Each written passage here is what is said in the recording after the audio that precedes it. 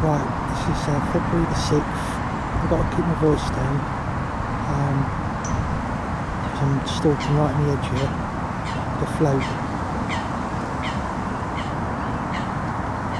They're coming in nearer than what my float is. I'm fishing in about 3 to 3.5 foot water, and I've observed them coming in really close, about 2 foot of water. So before I left this water Friday, I prepped it up with a jar of dynamite hemp, a tin of dynamite sweet corn, just to keep them grubbing around. Why I use particle is simple really.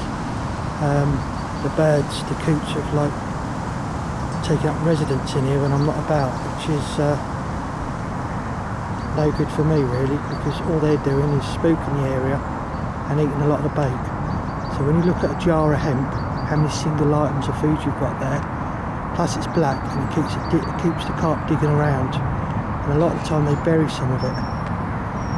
So I've flown down from home with the idea of actually float fishing, so this was all set in my head before. I've actually watched fish going down and picking up a few grains of sweet corn that I put down there. Hopefully I'll get a bite fairly quickly.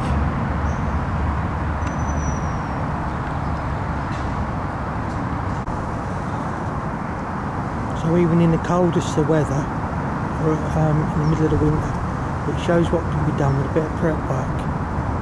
Just visiting, baiting up. I mean, you imagine I'm driving, what's it, a 350 mile round trip to fish, and I can still prep lakes up.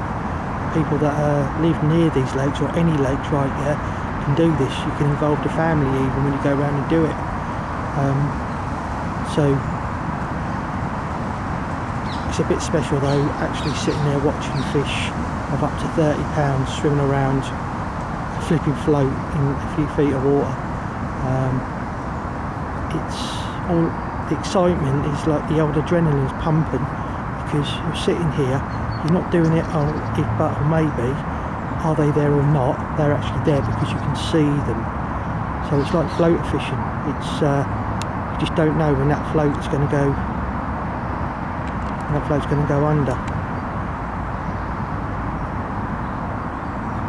Hopefully it will be soon. I haven't seen no bubbles come up yet. I haven't put no hemp in. I put about 10 grains of corn in, and I've seen them sort of like mooching around the area, getting the head down and the tail up. So they're definitely eating some of the particles I put down there. With it being loaded as well, I don't want to like overdo it, because they've been eating for 2 days since I've been away.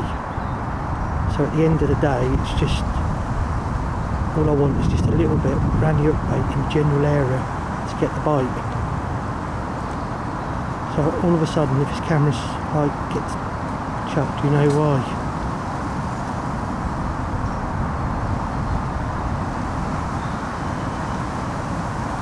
It's a form of fishing as well that is just overlooked. You always carry floats with split shot and that, jar of hemp, tin of sweet corn. You just don't know. Plus it's there if you run out of bait.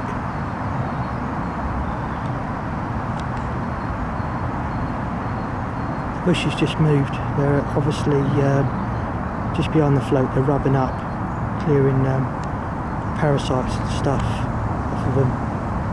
So they're in the area. I'm just sort of sitting down on an unhooking mat. I've had enough of watching them. I just want the bite. I've only been here about, setting up the rod and that, 25 minutes max.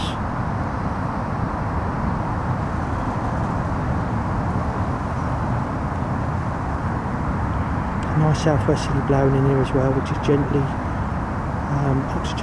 oxygenating the water up. They're loving it. I mean, when I walked in here, I could see them on the top. So they must be right buzzed up now. They've had a free munch. So just want that bite. I'm using a lift method with the float. I've overweighted it, so as soon as anything uprights itself, you can see the shape behind the float now. The float will lift out. That's what I want. I don't want to hit less Well, what I mean, I don't want to hit and when the float goes under, because they can hook themselves just by swimming past with the line. If it keeps going, then I will pull into it. But when the hook, or the float, sorry, comes out of the water, you know it's definitely been lifted off the bottom. Caught many carp like this. The PB off the float is the Orson Blacktail from Horton at £37 and right under the edge. Still about, can't be much longer.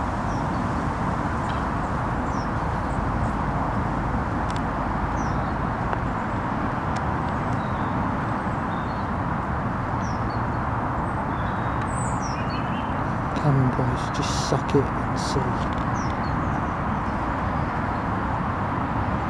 I'm mooching all over the area.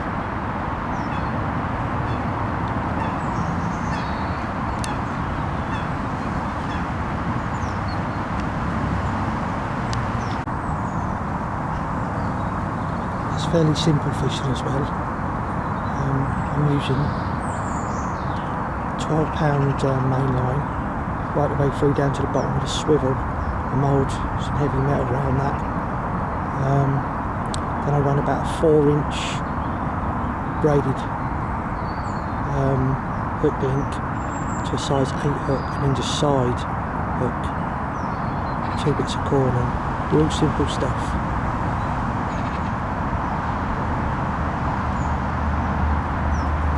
Can't be much longer, for God's sake.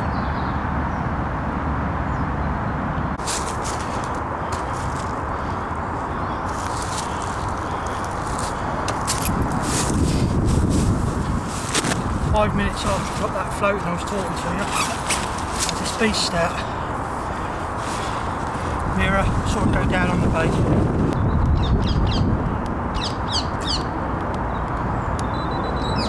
Happy days, eh?